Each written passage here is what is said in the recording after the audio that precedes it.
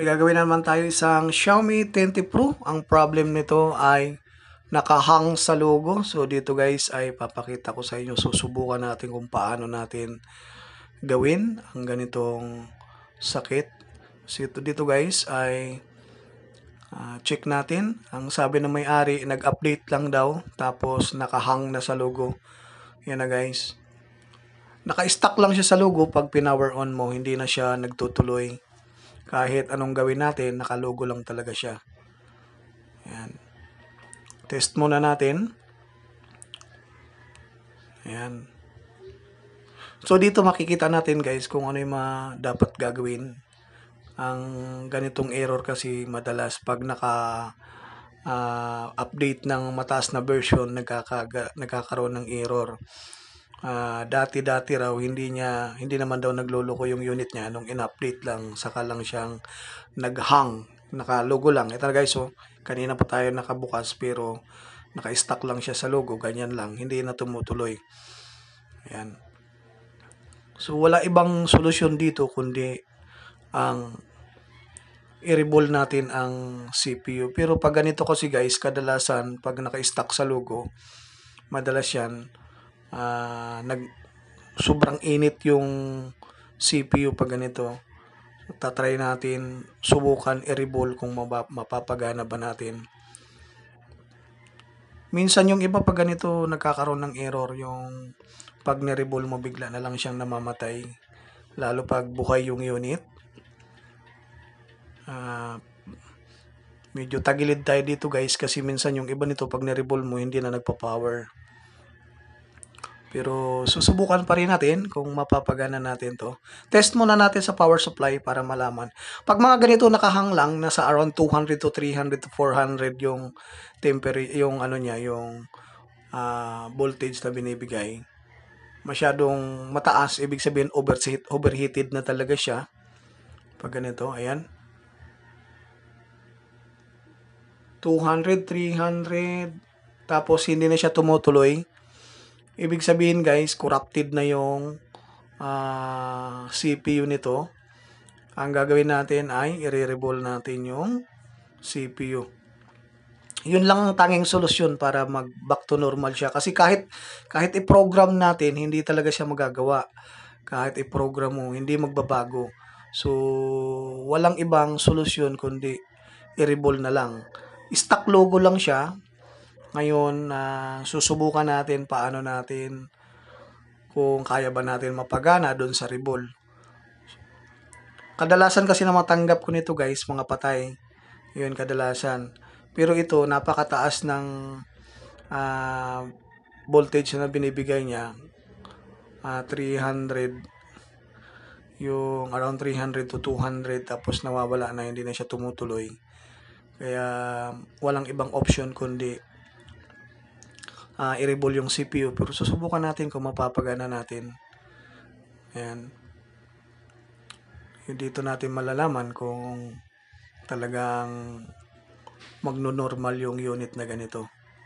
So I hope na mapagana natin kasi masyadong malakas mag-init yung CPU niya.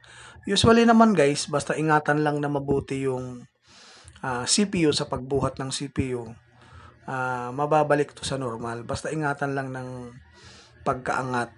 Yung talagang 101% na trabaho, mababalik sa normal. Basta maayos yung paggagawa. Tapos pag nabuhay, downgrade na lang siya. Dahil kadalasan talaga ng mga OS na update na sinesend ni Xiaomi ay puro sablay, puro pampasira. Halos lahat ng Redmi, Xiaomi, lahat nasisira dahil dun sa update. Nawawala yung camera, nawawala yung sounds, nawawala yung display. Tapos biglang nagahang. Tapos bigla na lang siyang namamatay. Yun ang madalas na error nitong unit na to. So kahit yung mga Redmi 10T Pro, Redmi 10 Pro, mga Note 10 Pro, halos ganun ang nangyayari. Nagkakaroon siya ng maraming conflict pag in-update. Tapos yung iba, pag in-update mo siya, minsan nawawala yung camera, mga ilang weeks lang, mga 2 weeks to 3 weeks, minsan namamatay na kaagad yung unit dahil ang lakas mag-overheat ng CPU. Hindi kayang bitbitin ng CPU ang OS na bagong update. Ibig sabihin, mga corrupted yung OS na ganyan. Parang sinisira lang talaga yung mga unit. Kaya ang kagandahan dyan, ibalik nyo i-downgrade ninyo dun sa mga lumang version. Yun ang gamitin nyo dahil hindi talaga umiinit yun, lalo pag mga stock ROM, hindi yan umiinit. Pero pag update kayo ng update, asahan nyo marami talagang error, maraming problema pag na-update. Nangyayari lang naman yan dito sa mga Xiaomi, Redmi, Poco, yan, ganun lang. Ganun kasi isa lang naman ang manufacturer ng mga ganyang unit. Kaya madalas maraming error. So mas mabuti siguro kung wag nyo nang i-update, i-turn off nyo na lang yung notification ng auto update para hindi na mamatay yung unit. So madalas naman siya guys pag na downgrade, nagiging normal na siya. Basta pag nabuhay, i-downgrade ninyo. Kunwari namatay yung unit, pag nabuhay, i-downgrade nyo para hindi na siya magluko. Yun na lang talagang tanging solusyon para hindi na mamatay yung unit. Kasi dito sa mga naka iOS mga naka version ng 14, 13 yan, madalas talaga nagahang tapos namamatay, daming conflict na lumalabas. Minsan yung mga application hindi na nagwo-work. Yan ang madalas na error sa mga ganitong unit, mga Xiaomi. So ito guys ay buhay. Nga lang, naka-stack lang sa logo. So subukan lang natin kung pag naka-stack sa logo, kasi sabi ng may-ari, pinaprogram niya na, hindi talaga gumagana, nakahang lang sa logo. So walang ibang option kasi pinrogram niya na kahit mababang version, hindi raw pumapasok yung program. Ang nangyayari, nagiging corrupted yung CPU, kaya ang last option talaga i-reball para malaman natin kung mapapagana ba natin yung CPU. Dito natin malalaman pag natapos ang reball. So gagamitan natin dito hindi ako gumagamit pag mga CPU guys, hindi ako gumagamit ng mga flux. Ang ginagamit ko yung Rosen. Kasi pag tumigas yung ginagamit kong Rosen, pag tumigas, para siyang may tiban na parang simento na makapit. Ang ano lang siya, malulusaw lang siya pag yung nadaanan mo siya ng hot air, yung mainit na mainit, doon lang siya malusaw. Pero kagandahan doon sa na yon, sa Rosen flux, nagiging matigas pag natuyo. Yun yung lamang natin doon. So yun yung ginagamit ko sa mga CPU. Maganda rin naman siya gamitin. Sa flux kasi sinubukan na natin pag hindi na update, hindi siya na downgrade, namamatay ulit. Kailangan talaga pag na-reball, i-downgrade ninyo. Kung napa-reball ninyo sa ibang manggagawa, ipa-downgrade ninyo, o kaya maghanap kayo ng paprogram nyo ng mas mababang version para hindi na siya magluko. Yun na lang talaga ang solusyon dyan. Kasi pag kahit ni-reball na natin, tapos hindi nyo din-downgrade, useless lang. Masisira pa rin siya kasi yung OS na nakasalpak sa kanya, yun pa rin yun. Kaya mas magandang gawin yan, i-downgrade para hindi na magloko. Yun lang talaga solusyon dito. So I hope na makatulong talaga yan sa inyo guys, sa mga lahat ng ganitong unit na may mga ganitong sira na na-reball na, mas maganda i-downgrade ninyo para hindi na magloko. Yun ang talagang solusyon dyan. Kasi pag sa lumang version, hindi talaga siya nag-overheat. Pag tiningnan natin sa scanner, buhay yung unit, gumagana. Tapos pag in-scan natin sa scanner, hindi umiinit yung CPU. Yun ang kagandahan doon. Pero sa mga updated na version, kahit kabubuhay lang natin ng unit, ang problema, pag nabuhay yung unit, at yun pa rin yung OS na nakalagay, pag in-scan mo sa scanner, napakalakas talaga uminit guys. Yun talaga yung problema natin. Kaya, ang may papayo ko talaga, kung mataas ang version ng unit nyo, i-downgrade nyo na para hindi yan mamatay. Kasi wala talagang ibang option dyan. Walang ibang babagsakan. Mamamatay at mamamatay yung unit. Yun ang kalaban natin dyan. Ayun. Sana makatulong yung ganong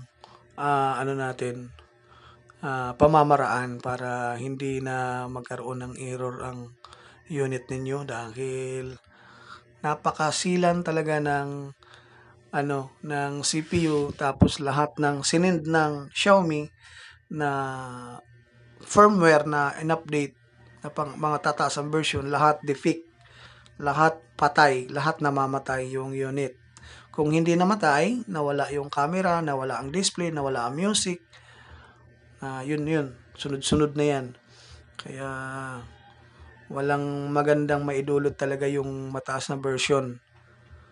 Di katulad sa mga Oppo, Vivo, hindi sila nagsisend ng mga OS na mga sablay.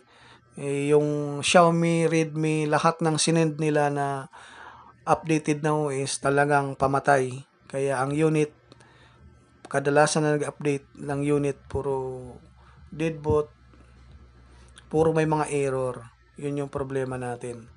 So yung nilagay ko dito guys ay Rosin Flux para malaman natin kung hindi ako gumagamit ng Amtech na flux. Ang ginagamit ko Rosin. Nga lang matigas talaga to pag natuyo, sobrang tigas, halos di mo na maangat yung kasi nagiging siya, parang simento. Pero mas maganda lang to guys, napapansin ko kasi pag ito ginamit kong Rosin, parang napakaswabin-swabe ang kapit ng CPU. Kaya nag-explore tayo kung ano yung mas maganda. Yun ang ginagamit natin. Sana mapagana natin guys kasi naka-stack lang to sa logo. Ayan, dito na natin malalaman. Tetest na natin kung mag-normal yung menu. Dahil nakahang lang siya sa logo kanina nung tinest natin. Dito malalaman natin kung mapapagana ba natin yung unit ng normal. Walang halos, sabi nung guys, walang gumagalaw nito dun sa barkada ko dahil 50-50 daw, dahil buhay pag ginalaw mamamatay. Pero hindi naman siya mamamatay, basta ingatan lang ng mabuti yung pag-angat, kasi pinaka-importante yung pag-angat, kailangan maganda na pagkabuhat. So ito na, the moment of truth, kung mapapagana natin ng normal yung unit na to. I hope na lumabas yung menu. Ayan. Charge. Okay. Ganito din kanina. Nalugo lang siya kahit napakatagal na. On natin. Ayan. Lubat pala yung battery. Naka 5 lang. 5% lang siya guys. So dito natin malalaman kung magno-normal ito. So, kung bago ka man guys sa channel ko, I hope na makatulong ito sa inyo. Pa-like na lang, pa-subscribe para ma-update kayo lagi sa mga bagong upload natin. Ayun, nagbukas. Natsambahan natin. Ayun guys, ibig sabihin effective yung revolve pa rin. Naka-stack lang sa logo pero revolve pa rin ginawa natin. Hindi program, kasi pinogram ayaw talaga. So, ayun, nagbukas siya. Nga lang may Gmail. Kanina hindi talaga nag-o-open. Ayan. So, I hope na makatulong sa atin lahat guys. Sa mga bagong technician dyan, alam nyo na dapat kung ano yung gagawin. Naka-stack lang sa logo. Ayan. Sabi ng may-ari, pag-update niya, ito na ang kinalabasan, nakahang na sa logo. So, I hope na makatulong. See you in the next video ulit guys. Maraming salamat. Thank you.